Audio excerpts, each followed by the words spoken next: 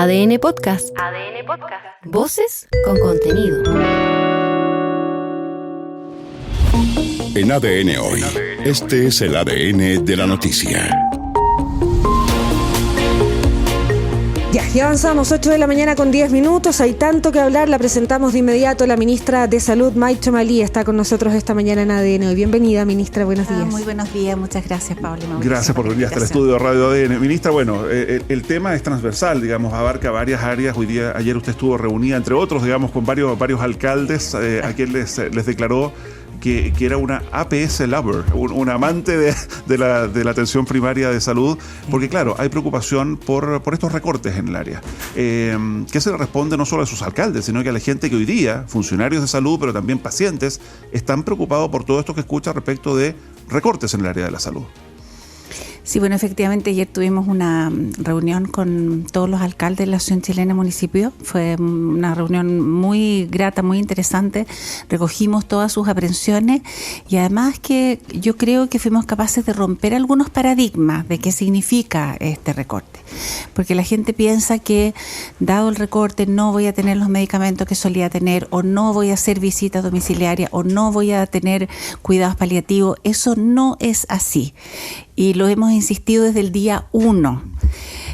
Para la atención primaria de salud hay solo un ítem, o sea, 2 ítems en los cuales se les dijo vamos a pausar, que es un ítem relacionado solo en 28 comunas, no en las 350 y tantas comunas, sino solo en 28 comunas, los que estaban en el programa de APS Universal, vamos a pausar un ítem de esos recursos que tienen que ver con los ítems administrativos que se les entregaban para captar pacientes nuevos beneficiarios, y principalmente nuevos beneficiarios de ISAPRE. Por lo tanto, dijimos, pausemos la universalización en términos de captar pacientes ISAPRE, porque vamos a redefinir el programa APS Universal. Creo en la APS, yo me formé en la APS, estuve trabajando en APS. Creo que lo mejor que nos puede pasar es que tengamos una APS fortalecida, una APS muy, digamos, muy sólida en términos de prevención, en términos de pesquisa precoz de los casos, para que menos personas lleguen a los hospitales. Y ojalá lleguen, si es que tienen que llegar, lleguen lo más precozmente posible. De todas maneras, genera mucho ruido cuando el subsecretario ocupa por primera vez en el contexto de esta discusión de los recortes el término pausar, y habla de pausar algo más de 3.000 millones de pesos para la atención primaria de la salud. ¿Cuál es la diferencia, por más obvia que parezca, entre un recorte y una pausa? A ver, vuelvo a insistir.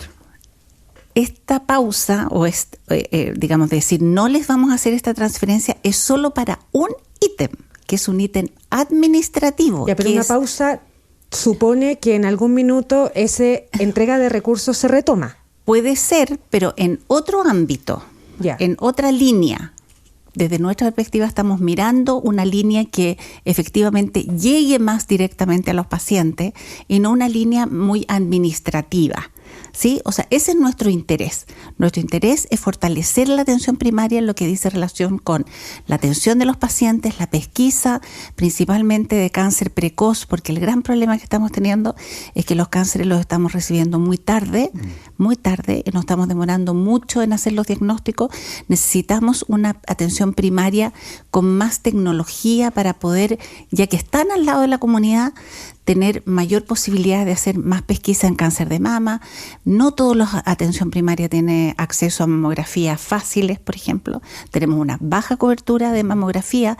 Entonces, es preferible que los recursos que, digamos, están en un lado se vayan a otros lados. Pero esto tenemos que organizarlo. Por lo tanto, sí, mire, por ahora no busque pacientes ISAPRE para adscribirlos a la atención primaria. Eso es lo que le estamos diciendo con esos recursos. Okay. Que eso no tiene ni una implicación en la atención de pacientes, en la atención, valga la redundancia, primaria de salud. No tiene, porque efectivamente esos recursos estaban destinados a eso. ¿Por qué los alcaldes llegan hace algunas semanas entonces con un ataúd para la atención primaria de salud a la moneda, a su juicio? Mira, yo creo que hay... En ese caso, alcaldes de la oposición. Sí, yo creo que hay un poco de querer hacer ruido, de no querer entender. Yo quiero creer, a mí me pareció La verdad es que me habría encantado que vinieran a conversar con nosotros antes de...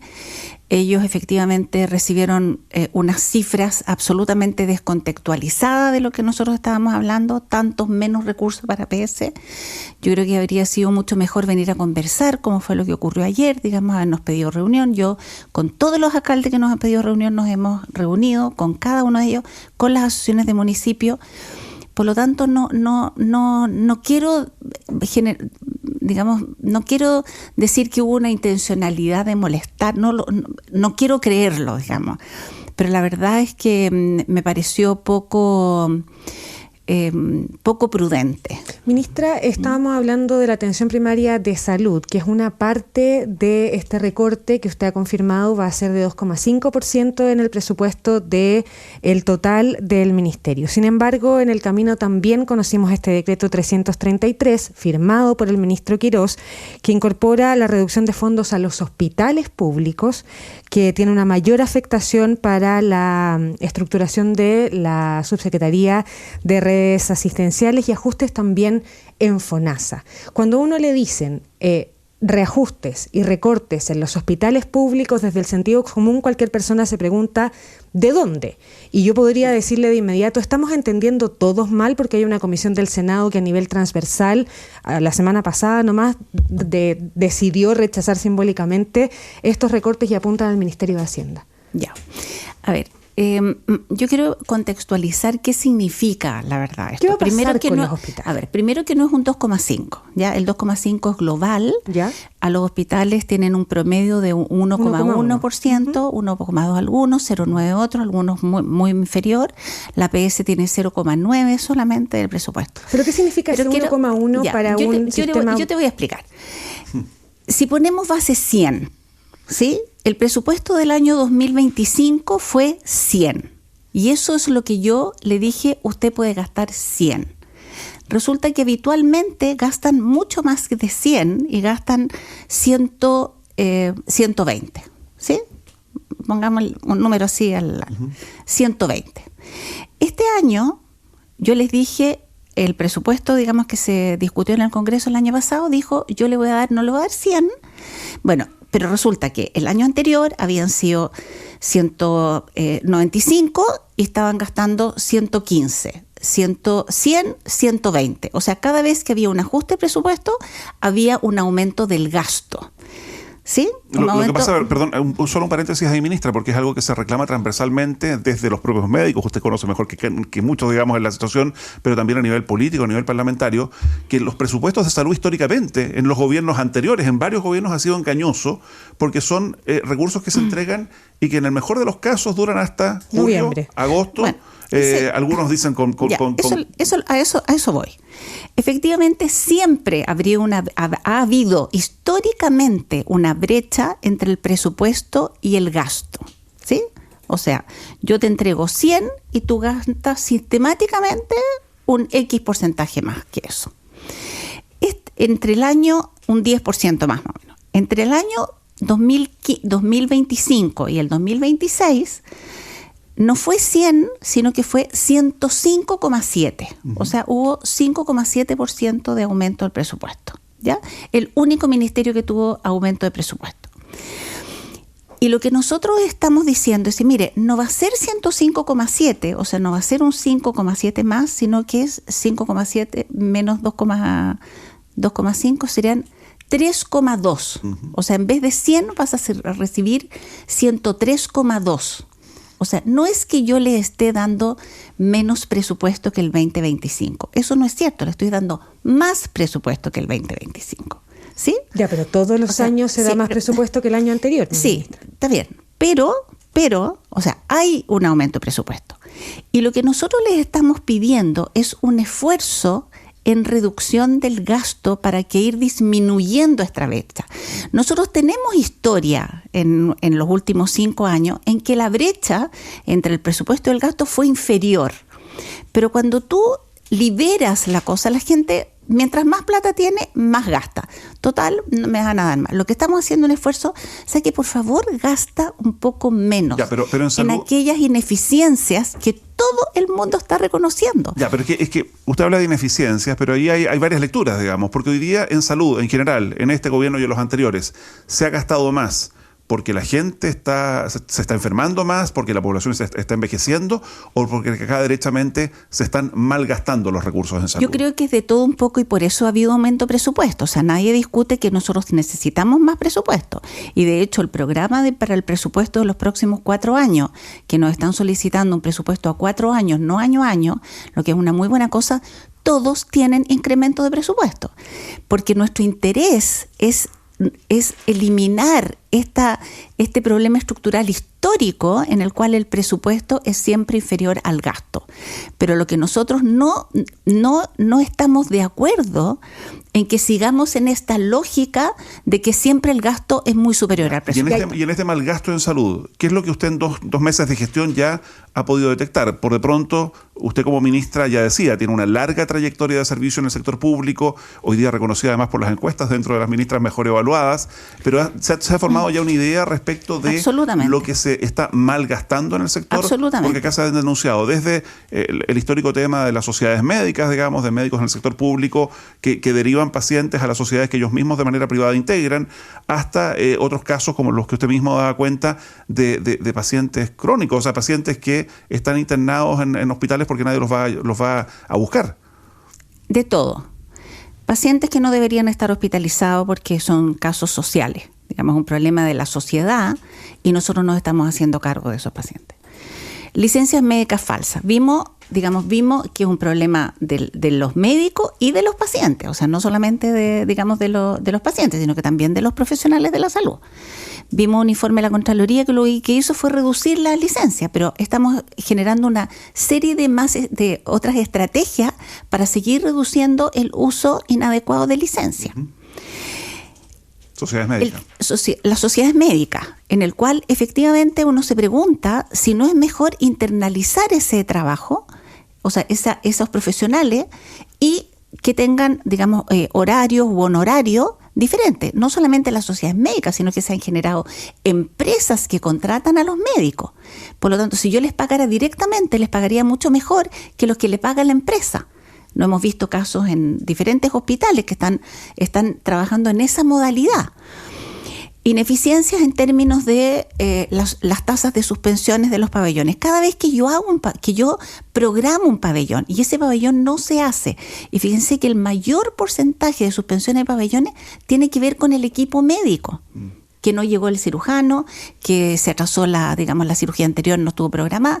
Todo eso son costos que estamos asumiendo sin ningún valor agregado a los pacientes. Ministra, estamos hablando, déjame darte algunos ejemplos. Estamos hablando de profesionales de la salud que los sumarian y están 3 años fuera del hospital con un 75% de su remuneración porque nadie cierra su sumario. 3 años y medio pagándole el sueldo a un profesional de la salud, médico, y nadie había cerrado el sumario. Compras directas, 44.000 millones de pesos en un hospital en el sur de compras directas, cuando tenemos una Senabast que ha logrado reducir hasta en un 30 o un 40% el costo de los medicamentos. Entonces, existen muchas ineficiencias en el sector y nosotros estamos llamando, y de hecho, hace poco salió, cuñas de varios directores de hospitales, qué es lo que estaban haciendo ellos para reducir ese gasto.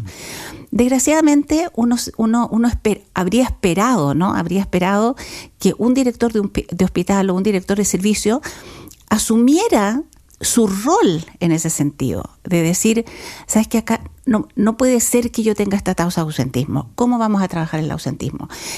Te voy a dar otro ejemplo. Hospitales que no tienen medicamentos para entregarle a sus pacientes y por otro lado 2.000 millones de pesos en mermas de medicamentos que los tienen que eliminar.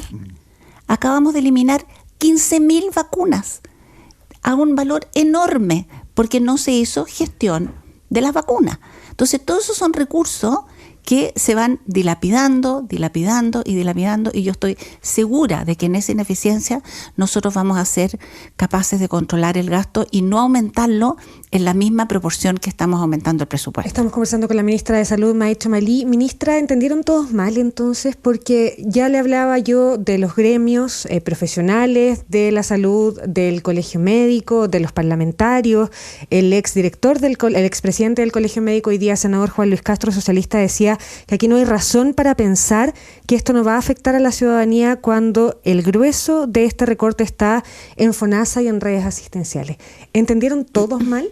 Yo no puedo, la verdad es que hemos tratado de ser lo más claramente posible. El recorte en FONASA tiene que ver exclusivamente con la reducción de las licencias médicas, de lo que tiene que pagar FONASA por las licencias médicas. Por lo tanto, él tiene que hacer un esfuerzo mayor para el control de las licencias médicas que no son reales y que efectivamente no deberían tener licencia médica. ¿Y a usted le parece que contribuyó a su explicación y al esfuerzo de su ministerio cuando el titular de Hacienda dice a veces con menos recursos se hace más para un sector, para funcionarios, para hospitales que con lo poco que tienen hacen lo que pueden en estricto rigor? Si tú me dices que con lo poco que tienen hacen lo que pueden y yo te estoy diciendo que pierden 2.000 millones por vencimiento de medicamentos, no lo están haciendo mejor. O sea, quiero que entendamos que un director... O sea, los funcionarios de la salud hoy día no están haciendo lo que pueden con lo que tienen, a su juicio. O sea, y no es un problema de los funcionarios. Aquí estamos hablando de los directivos, de los jefes de servicio, de los jefes de departamento, de quién pone las normas, de quién pone... O sea, de entrar, de que los jefes de servicio hagan la labor que tienen que realizar, de controlar el ausentismo, de ver las situaciones. Tú no te puedes imaginar la cantidad de funcionarios que están con más de 180 días de licencia y nadie hace nada. Pero es que si nadie hace nada, ministra, echa esta evaluación. ¿Esto va a significar despidos? O sea, hay gente que ha hecho mal su trabajo, porque si yo hago mal mi trabajo en determinada empresa, el día de mañana me hacen una advertencia y en la segunda, digamos, tarjeta roja y se va. ¿Eso va a ocurrir en la salud? Eso es lo que estamos haciendo. De hecho, varios de los directores de servicio nosotros los cambiamos apenas llegamos. Acabamos de no renovar alta dirección pública a otros directores de servicio. Lo mismo están haciendo ellos con sus directores de hospitales, en que se les ha pedido la renuncia a algunos directores de hospitales, porque al final del día el último funcionario, aquí lo que me pasa a mí, digamos, habiendo sido médico de atención primaria, subdirector de médico servicio, director de un hospital, aquí lo que falta es gestión clínica.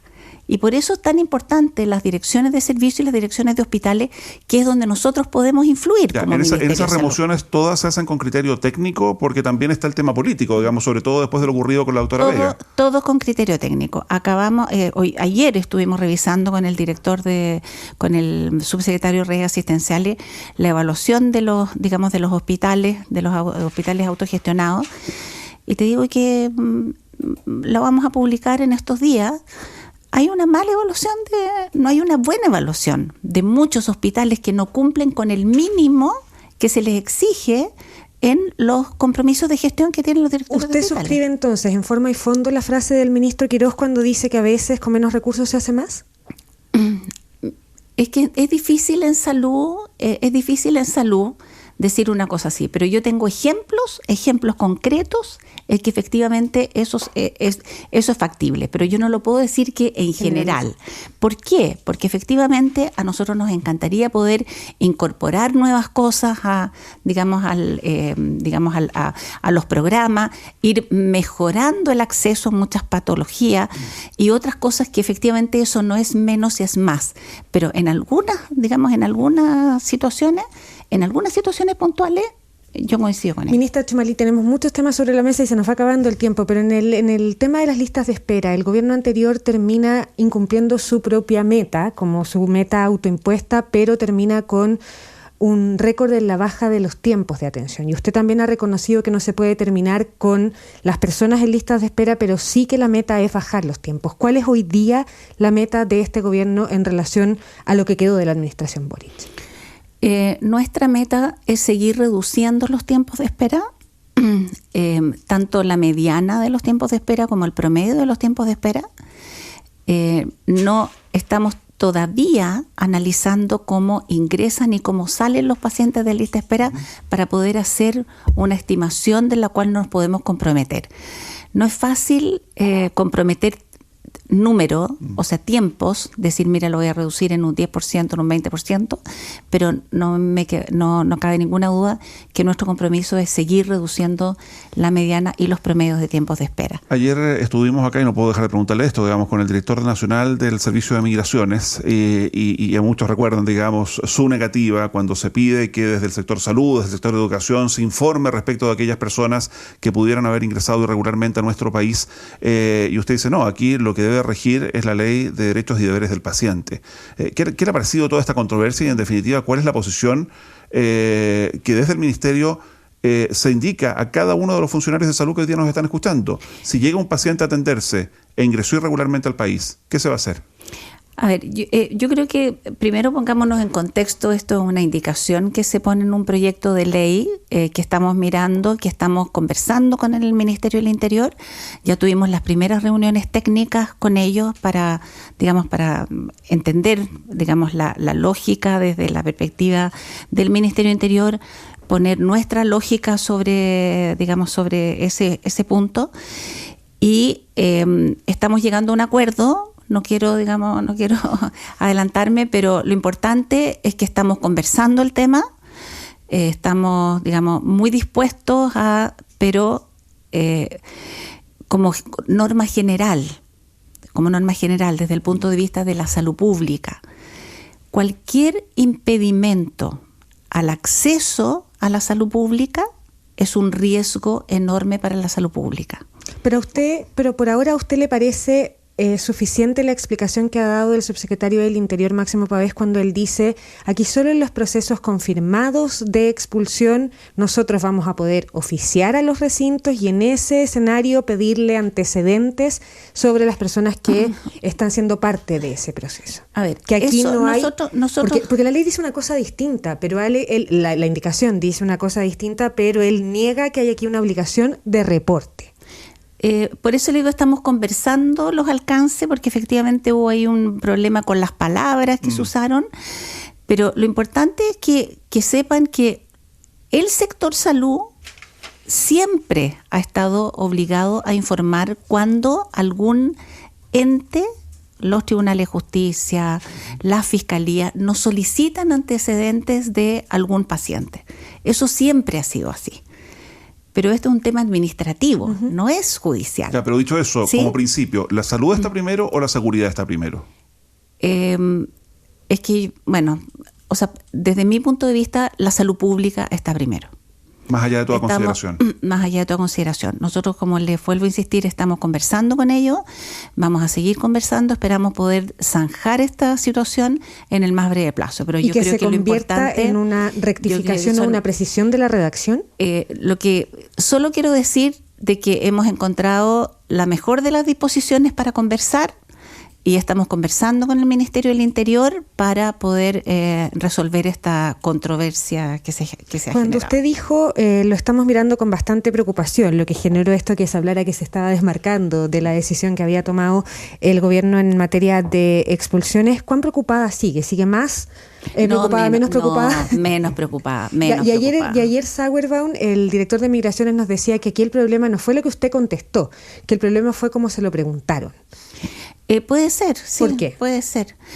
Porque efectivamente la pregunta que me hicieron fue si nosotros íbamos a atender a un paciente, o si íbamos a denunciar o no íbamos a denunciar. Y efectivamente que primero no tenemos cómo saber que ese paciente es inmigrante ilegal. Todos tienen RUT provisorio, todos trabajan, tienen contrato, ¿cómo sabemos que está con, Ministra, solo para precisar, así como está redactada la indicación, a usted le sigue generando preocupación. Lo que le alivia es que están conversando con Interior. Estamos conversando y hemos encontrado la mejor disposición para llegar al mejor de los acuerdos sin poner en riesgo la salud pública chilena. Ya, oiga, y para que no se sigan perdiendo medicamentos ni vacunas, ¿la campaña de vacunación cómo va? La campaña de vacunación va bastante bien. Tenemos algunas regiones en las cuales estamos bajo de lo que nosotros esperábamos y estamos haciendo todos los esfuerzos. Mañana lanzamos la campaña invierno, que es mucho más que la vacunación. Obviamente la vacunación es una de las estrategias de la campaña invierno y vamos a seguir reforzando. En el caso de la influenza, ¿hay rezago en adultos mayores y en niños? Todavía tenemos bolsones de cobertura. Para esta etapa del año? No preocupante, pero a nosotros nos gustaría andar un poco más rápido porque nos gusta andar rápido, digamos, desde la Subsecretaría de Salud Pública. Ojalá tuviéramos, digamos, a fines de junio o julio a toda la gente, digamos, para que todos los abuelitos pasen agosto, pero lo importante es que los equipos se están movilizando, están con los calendarios para ir a los colegios y eso es lo importante. Ya, pues, ministra Maicho Malí, nos quedaron, usted sabe, muchísimos temas pendientes, así que volvemos a invitarla. Me encanta. O para la cuenta pública, podemos volver a hablar. Después de la cuenta pública, sí, feliz. Absolutamente. Sí, muchas gracias por acompañarnos. Gracias a ustedes. Buen día. Escucha el análisis y noticias todos los días en ADN Hoy.